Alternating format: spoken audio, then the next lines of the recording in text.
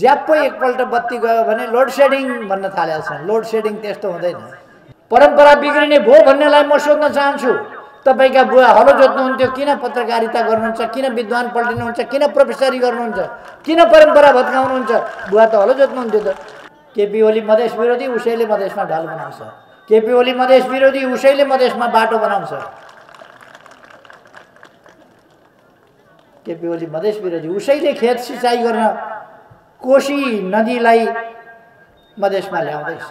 म आफ्नै बाटो हिँड्छु, खुट्टा तान्ने तान्दै गर्छन्, कुरा काट्ने काट्दै गर्छन्, म देश बनाउने सङ्कल्पमा लगातार अगाडि बढिरहन्छु। तपाईहरुलाई मान्छेले कान भरेका होलान्। प्रधानमन्त्री केपी ओली भनेको मधेस विरोधी हो भनेर तपाईहरुका कान कानमा पुर्याएका होलान्। मधेसी विरोधी हो भनेका होलान्। मधेसी विरोधी भन्ने यहाँका नेताहरू एउटा डोमका छोरालाई बोकेर काँधमा लिनुस् त एकपल्ट हेरौँ तपाईहरुको कतिको मधेस प्रेमी हुनुहुँदो रहेछ। यो क्षेत्रमा 17 गते नै हुन्छ चुनाव, तपाईहरु तयारी गर्नुस्। एक दिन पनि पर सर्दैन। कोही चुनाव नहोस् भनेर नगराऊ भनेर निर्वाचन आयोग जान्छन्। निर्वाचन आयोगको काम चुनाव नगराउने होइन, गराउने हो। निर्वाचन आयोगले गराउँछ र गराउनु पर्छ। पशुपतिमा मैले 101 किलोको सुनको जलारी हाल्दिने भने पशुपतिनाथ यत्रो हिन्दूहरूका आराध्य देव, त्यहाँ म भ्रमणमा गएँ। 101 किलोको जलारी चाहियो भने मैले हुन्छ भने परम्परा बिग्रिने भयो अरे। चाँदीको मात्रै हाल्ने गरेको थियो, त्यो थोत्रो भयो, चाँदीकै हाल्नु पर्थ्यो, किन सुनको हाल्दैन? 74 साल फागुन 3 गते म प्रधानमन्त्री भएँ। जेठमा पुग्दा मैले लोड सेडिङ मुक्त देश घोषणा गरेँ। आज एउटा ठूलो सफलताको कामको टुङ्गो हामीले लगाएका छौँ, अर्थात् ढल्केबर सब स्टेशनको उद्घाटन विधिवत रूपमा सम्पन्न भएको छ। अघि नै साथीहरूले धेरै कुराहरू व्याख्या गरिसक्नुभयो।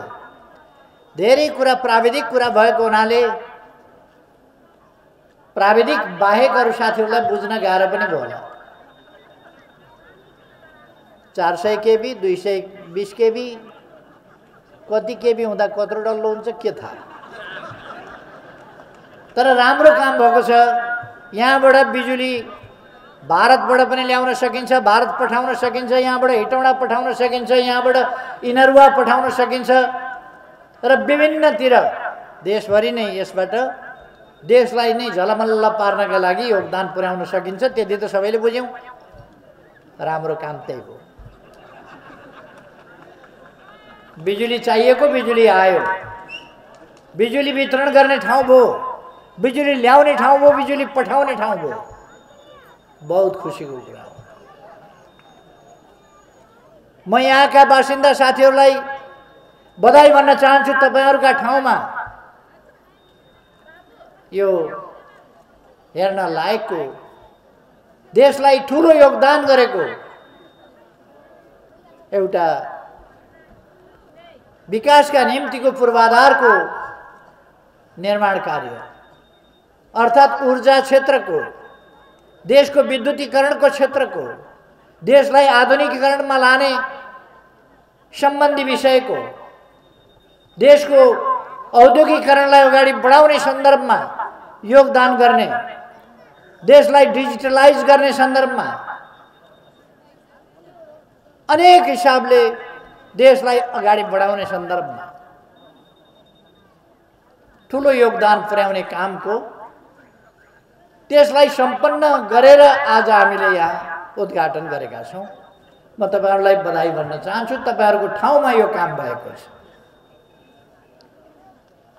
लगभग 5 वर्ष अगाडि, 5 वर्ष झन्डै 6 वर्ष पुग्न लाग्यो, हामीले ढल्केबर मुजफ्फरपुर लाइनको सानो मात्रामा विद्युत आदान प्रदान गर्नका लागि भारतका प्रधानमन्त्री नरेन्द्र मोदीजी र मैले दिल्लीबाट नै त्यस स्थितिको शुभारम्भ गरेका थियौँ। आज त्यो बृहत रूपमा उद्घाटन भएको छ। अब अरुण तेस्रो, त्यसका लागि यसैको एक खण्डमा फेरि अर्को भाग बन्छ र त्यसले लगभग 2000 मेगावाट विद्युत अगाडि ओसार प्रसार गर्न सक्छ। त्यसपछि लोअर अरुण भन्छ, तल्लो अरुण, त्यो पनि निर्माण हुँदैछ। त्यसको पनि 900 मेगावाट लगभग गर्दा 1800 मेगावाट यहाँ आउँछ र त्यसको क्षमता थप 2000 मेगावाट बोक्ने हुन्छ।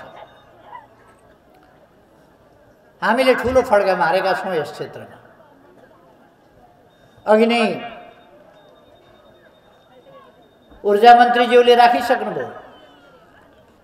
पहिलोपल्ट 72 साल आश्विन 25 गते मैले प्रधानमन्त्रीको रूपमा शपथ ग्रहण गर्दा 18 घण्टा देशमा लोड सेडिङ हुन्थ्यो।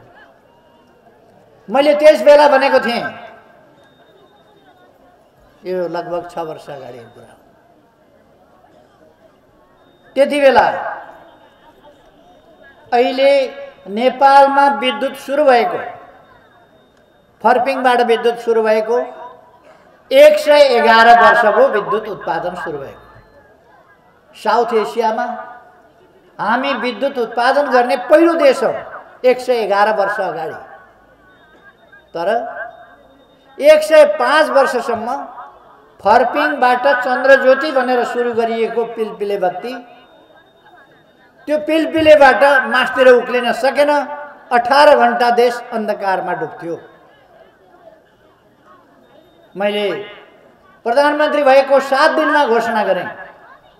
यसपल्टको दसैँ तिहार त यस्तै भयो। दसैँको बेला मैले घोषणा गरेको, 25 गते मैले शपथ ग्रहण गरेको, त्यसपछि तुरुन्त दसैँ थियो। त्यस दसैँमा मैले घोषणा गरेँ, आउँदो तिहार त लोड सेडिङ मुक्त गर्न सकिँदैन, तर अर्को तिहार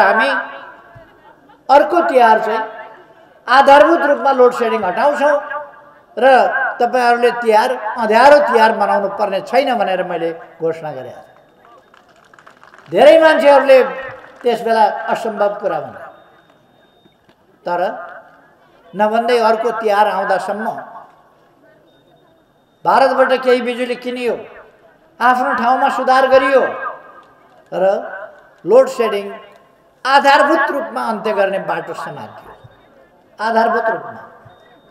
र 2075 साल जेठबाट होला सायद, कहिले जेठ असार कहिले हो, जेठबाट 2075 साल जेठबाट अथवा 74 साल फागुन 3 गते म प्रधानमन्त्री भएँ। जेठमा पुग्दा मैले लोड सेडिङ मुक्त देश घोषणा गरेँ। अहिले कहिले यो प्राविधिक कुरा हो, कहिले झ्याप्प कुनै कारणले विद्युत जान्छ। हाम्रो सिस्टम धेरै बलियो भइसकेको छैन, अब मजबुत हुँदैछ, यस्ता सब स्टेसनहरू बन्दैछन्। झ्याप्प एकपल्ट बत्ती गयो भने लोड सेडिङ भन्न थालेका छन्। लोड सेडिङ त्यस्तो हुँदैन, झ्याप्प बत्ती जाने लोड सेडिङ होइन। हामीले 75 साल जेठमै लोड सेडिङ अन्त्य गर्यौं र अब जसलाई जति बिजुली चाहिन्छ त्यति बिजुली हामी उद्योग धन्दा व्यवसाय कल कारखाना जेसुकैलाई पनि जति बिजुली चाहिन्छ त्यति बिजुली उपलब्ध गराउन सक्छौं। वर्षायाममा हामी आफै बिजुली यति उत्पादन गर्छौं जहाँ हाम्रो बिजुली खपत गर्न मुस्किल हुन्छ। अब हामीले विद्युत बिक्री गर्ने समयतिर जाँदैछौं। अर्को सालबाट हामीले विद्युत किन्नु नपर्ने स्थिति बन्छ। 79-80 सालमा पुग्दा हामीले कुनै पनि सिजनमा बिजुली किन्न पर्दैन, हामी बिजुली बिक्री गर्ने मात्रै हुन्छ, बिजुली किन्नु पर्दैन। अब हामी भारतलाई बिजुली बेच्दैछौँ, बांग्लादेशलाई बिजुली बेच्दैछौँ र विद्युत बिक्री सम्बन्धमा हामी छलफलहरू गम्भीर रूपमा चलाइरहेका छौँ। यतापट्टि म धेरै समय नलिउँ किनभने हाम्रो अर्को पनि कार्यक्रम छ सिराहामा, शहीद हेमनारायण यादवप्रति श्रद्धाञ्जली दिने श्रद्धाञ्जली सभाको कार्यक्रम छ। त्यस कार्यक्रममा पनि हामी पुग्नु छ र यहाँहरूलाई थाहा हुनुपर्छ, यो त सब स्टेसनको उद्घाटनको एउटा कार्यक्रम हो। कार्यक्रम ठुलो हो, तर हामीले यहाँ आम सभा झैँ कार्यक्रम गर्न चाहेनौँ। तर पनि यो आम सभाभन्दा कम छैन। तर सिराहामा अलिक ठुलै आमसभा हुन्छ, त्यसकारण त्यसमा हामी शहीदप्रति श्रद्धाञ्जलीको त्यस सभामा छिटै पुग्नुपर्नेछ। मैले भनिरहनु पर्ला जस्तो लाग्दैन, तराईमा पनि ढल चाहिन्छ भन्ने मभन्दा अगाडिका प्रधानमन्त्रीहरूले कसैले सोचेको पाइएन। अहिले तराईमा हामीले धेरै किलोमिटर ढल निर्माण गरिसक्यौँ। जनकपुर धाममा पनि ढल विकास भएको होला भन्ने मलाई लाग्छ। ढलके बरबाट जनकपुर 2 घण्टा 2.5 घण्टामा म पुगेको छु। पहिले गाडीमा बसेर हिँड्दा पनि हेलमेट लगाएर हिँड्नुपर्ने अवस्था थियो, हल्लिने अनि टाउको ठोक्ने। त्यस अवस्थाबाट अहिले मैले भनिरहनु पर्दैन, बाइक चलाउने भाइ बहिनीहरू ह्यान्डल नसमाती चलाउन खोज्छन्। ह्यान्डल समातेरै चलाउन मेरो आग्रह छ। बाटो राम्रो भए पनि ह्यान्डल समातेरै चलाउनुहोस्। मैले भनिरहनु पर्दैन, पूर्व पश्चिम राजमार्ग चौडा हुँदै गरेको तपाईहरुले देख्नु भएको छ। बर्दिवाससम्म रेल आउँदैछ, तपाईहरुले देख्नुभएको छ। 2टा रेल रघुवीर महासेठजीले किनेर ल्याइसक्नु भएको छ। उहाँ मन्त्री हुँदैखेरि किनिसकेका रेल आज आइसकेका छन्। फेरि अर्को दिन कुन दिन म रेल चलाउन आइपुग्छु।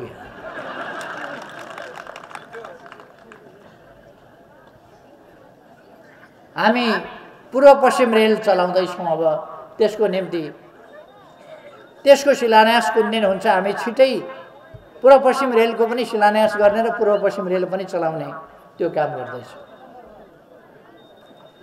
सुनकोशी मरिन डाइभर्सन र ऊर्जा उत्पादन त्यसबाट कति 27 मेगावाट कति उत्पादन हुन्छ ऊर्जा? 28 मेगावाट। अलिकति फरक परेछ।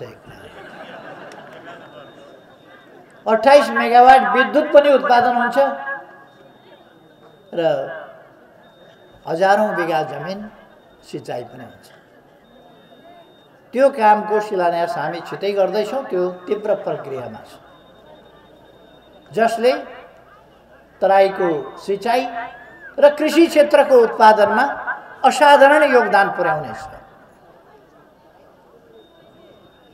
अरु भूमिगत सिंचाइदेखि लिएर विभिन्न प्रकारका सिंचाइहरू, खानेपानीका आयोजनाहरू, शहरी विकासका आयोजनाहरू।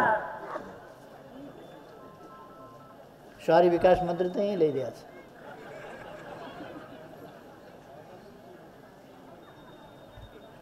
अब शहर विकास गर्ने काम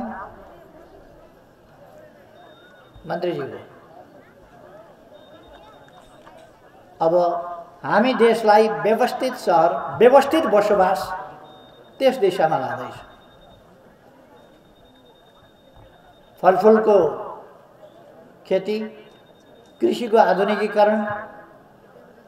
तपाईहरु, म दाजुभाइ दिदीबहिनीहरूलाई आग्रह गर्न चाहन्छु, कृषितर्फ आधुनिकीकरणमा जानुहोस्। तपाईहरु पुरानो ढाँचाको कृषि होइन, फलफुल खेतीमा जानुहोस्। फलफुलका प्रशोधन उद्योगहरू राख्नुहोस्। प्रशोधन उद्योगहरू, क्यानिङ उद्योगहरू, अहिले हामी बाहिरबाट नकली जुसहरू विभिन्न प्रकारका किनेर खाने गरेका छौँ। त्यो खान बन्द गर्नुपर्छ। बाहिरबाट आएका कुनै जुस खास जुस होइन। तपाईलाई म्याङ्गो जुस खान मन लाग्छ भने आँप टिपेर त्यहीँ आफैले घोलेर खाए भइहाल्छ। लिची जुस खानुपर्छ भने लिची आफैले टिपेर बनाएर खाए भइहाल्छ। बाहिरका बट्टाका लिचीको रुख पनि देखिया हुँदैन त्यो जुसले, खालि केमिकल फ्लेभर हाल्या हुन्छ। गन्ध मात्रै त्यसमा लिचीको जस्तो आउने हो, केमिकल फ्लेभर भन्छ त्यसलाई। त्यसले लिचीको बोक्रा पनि देखिया हुँदैन, पात पनि देखिया हुँदैन, फलको कुरै छोडिदिनुहोस्। म्याङ्गो, गभा, लिची, अरू विभिन्न जुसहरू त्यस्तै हो। बाहिरको छोडिदिनुहोस्, यहीँ उद्योग स्थापना गरौँ। यहाँका उद्यमी साथीहरूलाई म आग्रह गर्न चाहन्छु, यहीँ उद्योग स्थापना गरौँ। सरकार उद्योग स्थापनाका लागि, कृषिको आधुनिकीकरणका लागि वनलाई बागवानी बनाऊ। तपाईहरुले स्वर्गको नन्दनवनको कुरा सुन्नु भएको होला। नन्दन वन बनाइदिउँ हाम्रा वनहरूलाई, बास्नादार, मगमग बास्ना आउने, फलफुलमय नन्दन वन भने के त्यही हो। फलहरू फलिरहेका छन्, फुल फुलिरहेका छ, भमराहरू, पुतलीहरू, मौरीहरू उडिरहेका छन्। हो त्यही बनाउँ हामी। हाम्रा घर आँगनहरूलाई सफा राखौँ। हाम्रा बालबालिकालाई स्कुल पठाउँ। स्कुलबाट फिर्ता नल्याउँ। देश बनाउने भोलिका भविष्य यिनै बालबालिका हुन्। हामी क्षेत्रीयताका कुरा नगरौँ। हिमाल, पहाड, तराई सबै हाम्रो देश हो। हामी मिलेर देश बनाउनु पर्छ। त्यो भावनाका साथ छ। हिन्दू मुस्लिम विभेद नगरौँ। यादव पचपनिया, डोम र चमार, यसलाई छुनु हुने उसलाई छुनु नहुने, आफूलाई चाहिएको नछुइने, नचाहिएको जति छुइने। गाह्रो परेको त छुइँदैन नि।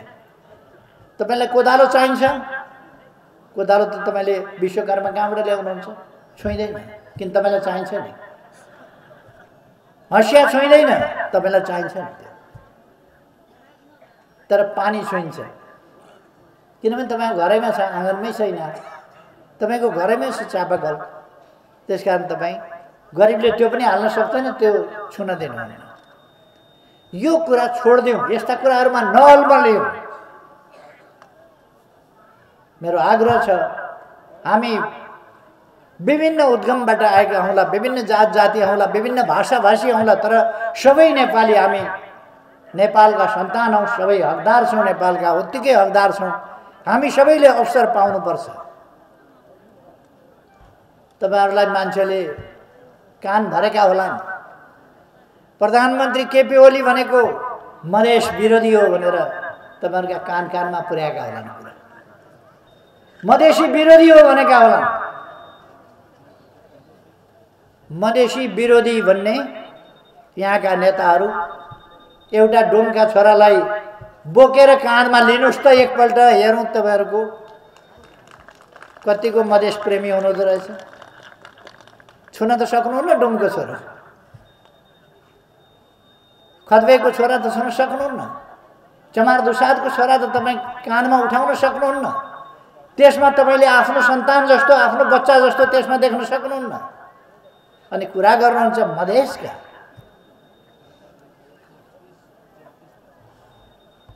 त्यसकारण म भन्न चाहन्छु,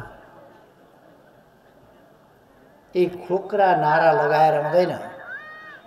यति उर्वर भूमि मधेस, यसको विकास गर्नु। यहाँ विकास सम्भव छ। बाटो बन्द रहेछ त, बाटो बन्द रहेछ। ढल्केबर जनकपुर जान चौडा सडक, चिल्लो सडक बनाउन कसैले रोक्या त थिएन। ढल बनाउन कसैले रोक्या त थिएन। तर अहिले बन्दैछ। केपी ओली मधेस विरोधी, उसैले मधेसमा ढाल बनाउँछ। केपी ओली मधेस विरोधी, उसैले मधेसमा बाटो बनाउँछ। केपी ओली मधेस विरोधी, उसैले खेत सिँचाइ गर्न कोशी नदीलाई मधेसमा ल्याउँदैछ। तपाईहरुले सुन्नुभएको छ, उहिले भगीरथले गंगा ल्याउनु, हामीले पनि कोशी ल्याउँदैछौँ। तराईका खेत सिँचाइ गर्न कोशी ल्याउँदैछौँ। पहरो छेडेर, पहाड छेडेर कोशी ल्याउँदैछौँ। तराईको सिँचाइ गर्न। त्यसकारण हामी भावनामा बगेर हुँदैन।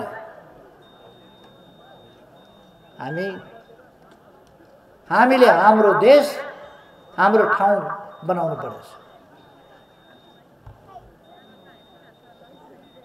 यो नगरपालिका, यस नगरपालिकाका मेयर उपमेयरजीहरूलाई म बधाई भन्न चाहन्छु। पहिलेको ढल्केभर, अब ढल्केभर मात्रै होइन, यो मिथिला नगर साँच्चैको मिथिला नगर, पुरानो विद्वताको गौरव, पुरानो विदेह सभ्यताको गौरव, पुरानो अष्टवक्र दर्शनको गौरव, पुरानो महर्षि जनकका समयको गौरव, त्यो गौरवहरू लिएर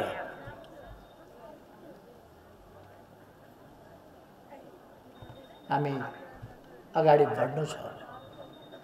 अब नयाँ ढङ्गले देशलाई उठाउन सकिन्छ र सरकार यसमा दत्तचित्त छ। सरकारले काम गर्छ। म पार्टीको सम्बन्धमा खास केही भनिरहन चाहन्न।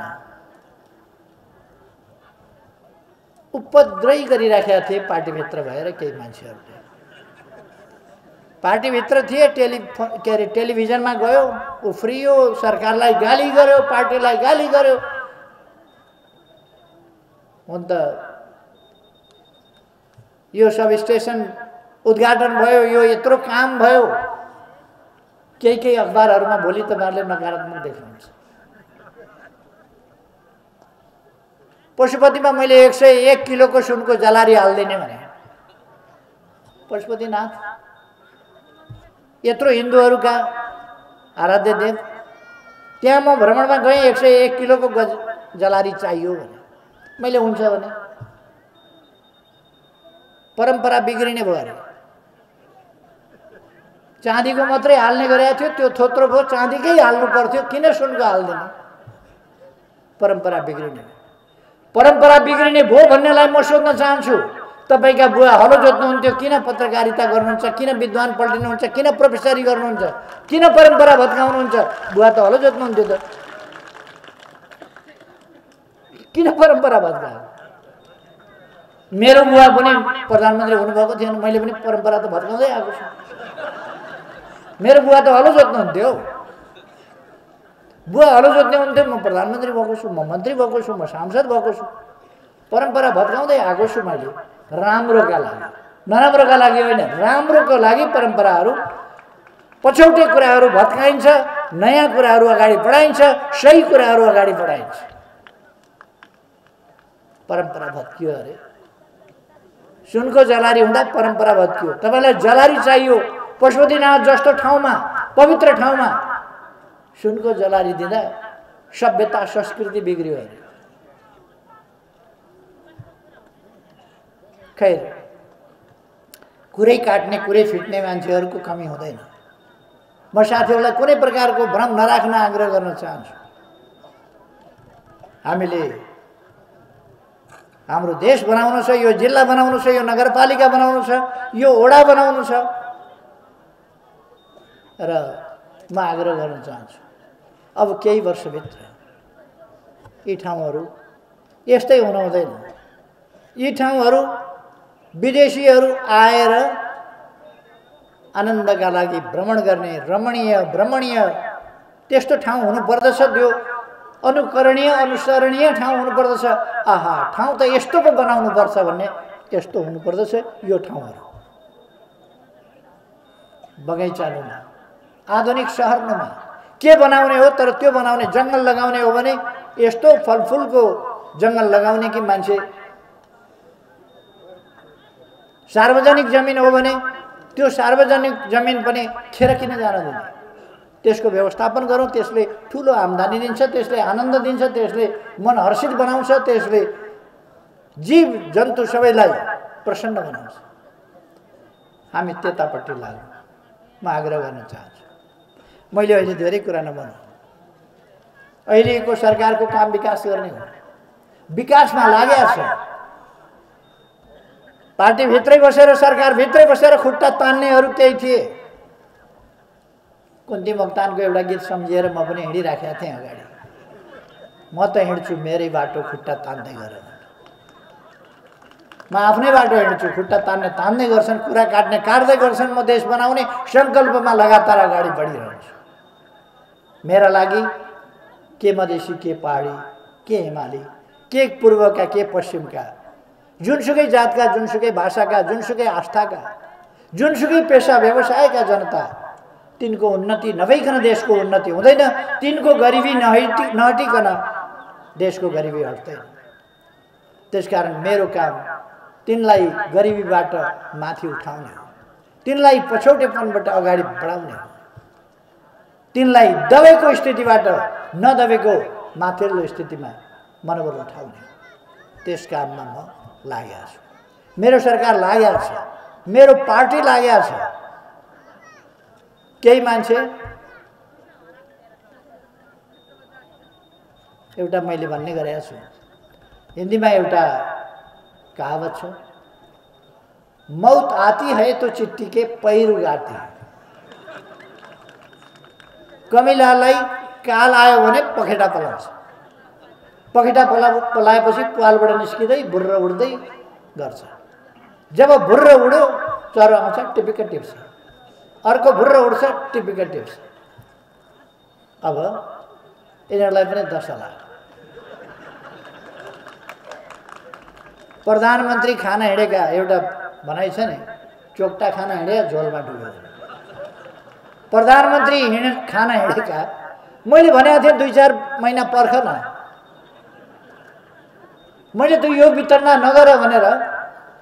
फागुनमा पनि तिमीहरू मिलेर जाने हो भने, ठिक ढङ्गले काम गर्ने प्रतिबद्धता हुन्छ भने फागुनमै पनि म छोड्दिन तयारै छु, छोडिदिउँला। मैले 52 वर्षदेखि पूर्णकालिक कार्यकर्ताको रूपमा काम गरेको छु, थोरै सुतेर धेरै काम गरेर। तपाईहरुले सुन्नुभएको होला, मैले धेरै वर्ष जेल बिताएँ, कुटपिट सहे। त्यसले गर्दा मेरो स्वास्थ्यमा अलिकति कमजोरपन आयो, किडनी बिग्रियो। पेन किलर मात्रै दिने अस्पतालमा, त्यो पेन किलरले किडनी बिगाड्छ।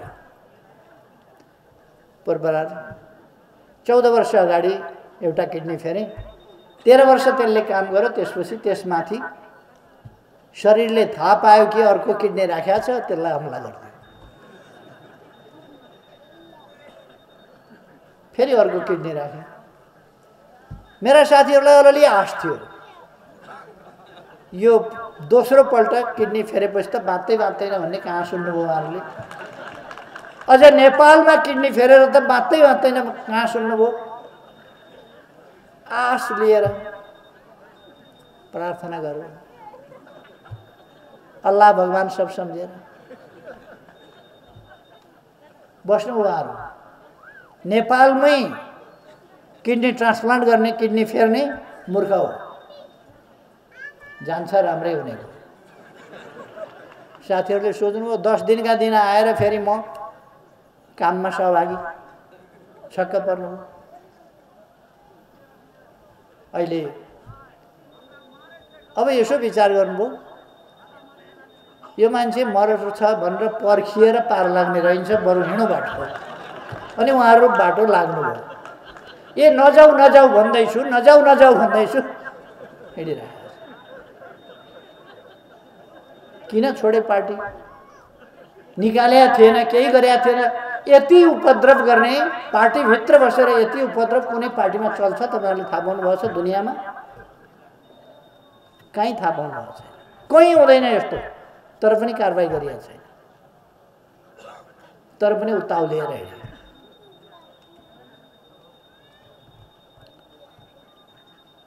एउटा शुद्धिकरण आन्दोलनमा जरुरी थियो।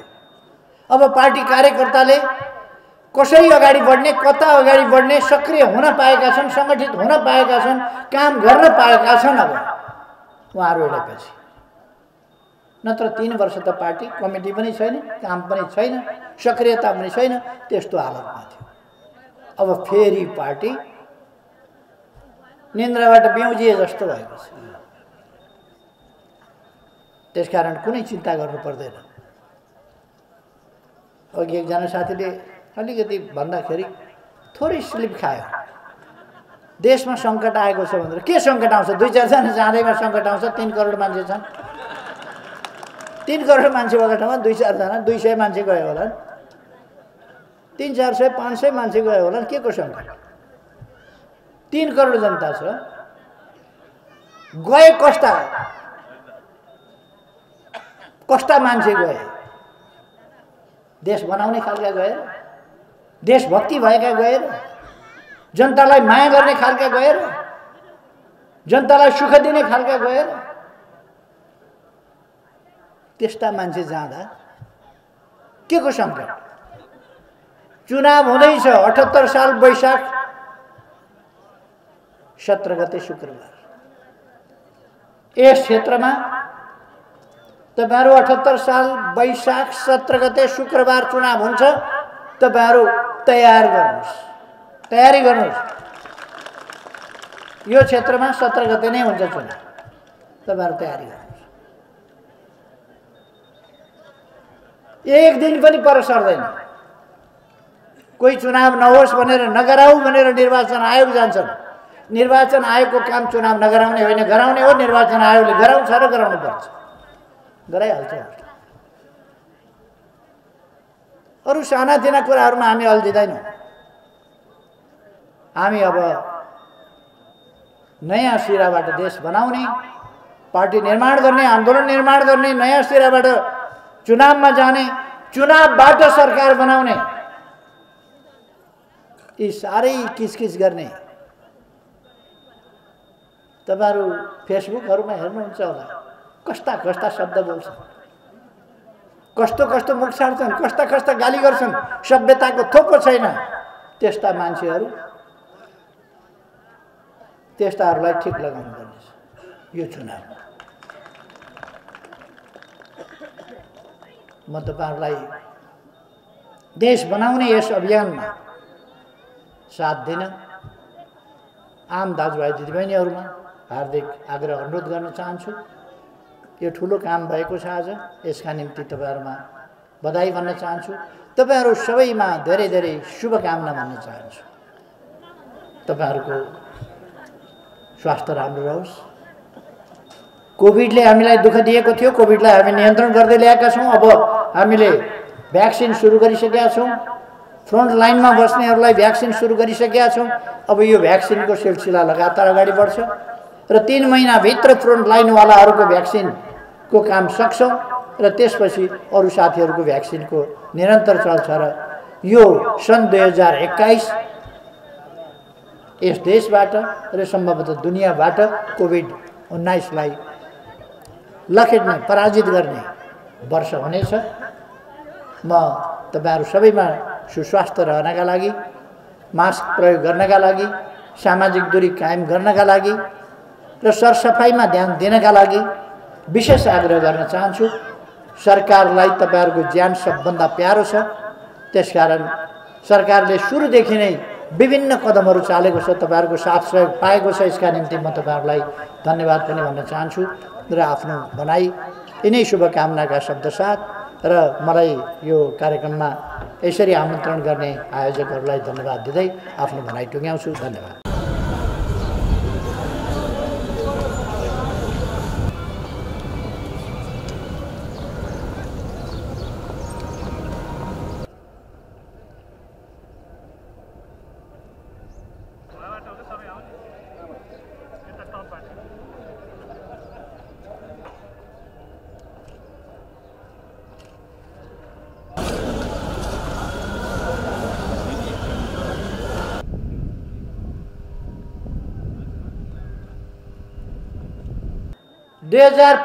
साल जेटबाट अथवा अहिले कहिले यो प्राविधिक कुरा हो, कहिले झ्याप्प कुनै कारणले विद्युत जान्छ। हाम्रो सिस्टम धेरै बलियो भइसकेको छैन, अब मजबुत हुँदैछ, यस्ता सब स्टेसनहरू बन्दैछन्। झ्याप्प एकपल्ट बत्ती गयो भने लोड सेडिङ भन्न थालेका छन्। लोड सेडिङ त्यस्तो हुँदैन, झ्याप्प बत्ती जाने लोड सेडिङ होइन।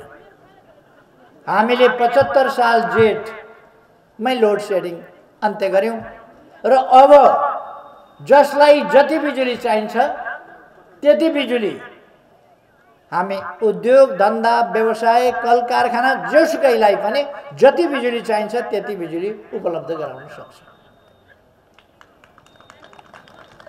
वर्षायाममा हामी आफै बिजुली यति उत्पादन गर्छौँ जहाँ हाम्रो बिजुली खपत गर्न मुस्किल हुन्छ। अब हामीले विद्युत बिक्री गर्ने समयतिर जाँदैछौँ। अर्को सालबाट हामीले विद्युत किन्नु नपर्ने स्थिति बन्छ। 79-80 सालमा पुग्दा हामीले कुनै पनि सिजनमा बिजुली किन्न पर्दैन, हामी बिजुली बिक्री गर्ने मात्रै हुन्छ, बिजुली किन्नु पर्दैन। अब हामी भारतलाई बिजुली बेच्दैछौँ, बांग्लादेशलाई बिजुली बेच्दैछौँ र विद्युत बिक्री सम्बन्धमा हामी छलफलहरू गम्भीर रूपमा चलाइरहेका छौँ।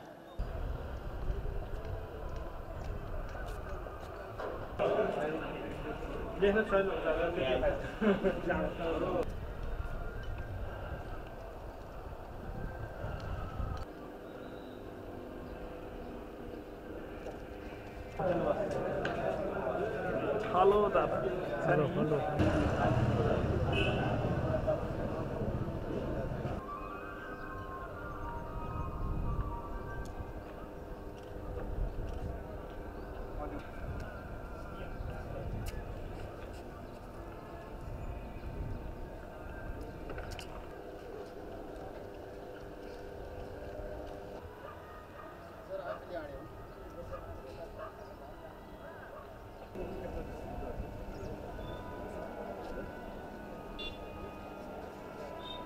हामी सामान्य स्थितिबाट चलिरहेका थियौँ। अब आधुनिक नेपाल निर्माण गर्नको लागि यो 400 केभी जो सब स्टेसन बनेको छ त्यसले एउटा आधार भूमिको रूपमा काम गर्दछ र देश अब एउटा समृद्धिको दिशातिरमा, एउटा विकास र समृद्धिको गतिमा अगाडि बढ्ने एउटा आधारशिला हो यो। त्यसैले हामीले पनि बुझ्न जरुरी छ भन्ने म ठान्दछु।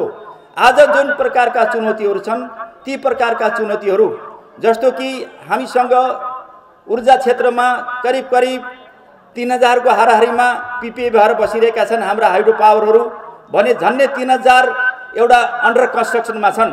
ती उत्पादन भइसकेपछि हाम्रो देशको लागि 1500-2000 को अहिले डिमान्ड छ तत्कालीन भने हामीले त्यो ऊर्जा शक्ति हामीले उत्पादन गरिसकेपछि देशमा मुख्य रूपमा हामीले कसरी खपत गर्न सक्छौं र हामीले ऊर्जा खपतलाई हामीले कसरी विकास गर्न सक्छौं, वृद्धि गर्न सक्छौं, त्यो प्रकारको चुनौतीको विषयमा पनि यहाँ कुरा आइसकेको छ।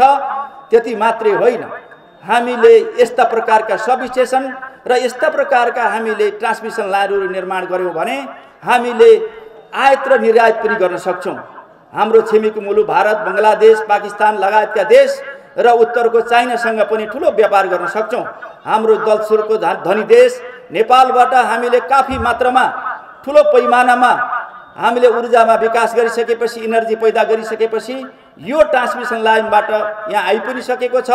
करिब 1000 देखि 1200 मेगावाट हामीले ल्याउन पनि सक्छौं, आयात पनि गर्न सक्छौं र निर्यात पनि गर्न सक्छौं। यसले ठूलो सेवा पुर्याउँछ। त्यसकारणले अरु टनकपुरदेखि बुटोलदेखि र अन्य क्षेत्रबाट पनि हामीले इन्डियासँग यो कनेक्टिभिटी ट्रान्समिसन लाइनहरू निर्माण गरेर हामीले विद्युत आयात र निर्यातको कामहरू हामी गर्नेछौँ।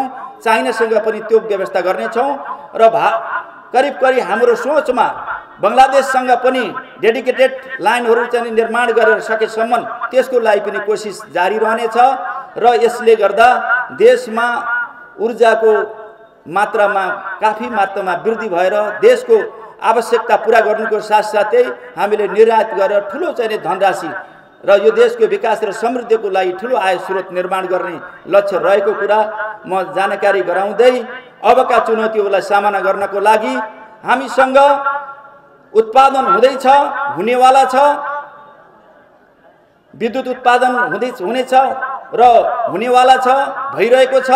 तर हामीले त्यसलाई खपत गर्ने, त्यसको लागि ट्रान्समिसन लाइन जो जीर्ण भएर बसिरहेको छ, पुरानो छ, कमजोर छ, त्यसलाई सुधार गर्दै अत्याधुनिक ट्रान्समिसन लाइनहरूको विकास गरेर एउटा ट्रान्समिसन लाइनको जो मास्टर प्लान बनिरहेको छ त्यसलाई पनि प्रभावकारी कार्यान्वयन गरेर हामीले देशभित्र एउटा सशक्त र प्रभावकारी एउटा चाहिँ यो ऊर्जा वितरणको लागि, खपतको लागि व्यवस्था गरिनेछ। देशमा 1 सेकेन्ड पनि बिजुली नजाने खालको व्यवस्थाको लागि राज्य लाग्नेछ। सम्माननीय प्रधानमन्त्रीको नेतृत्वमा हामी अगाडि बढ्नेछौँ।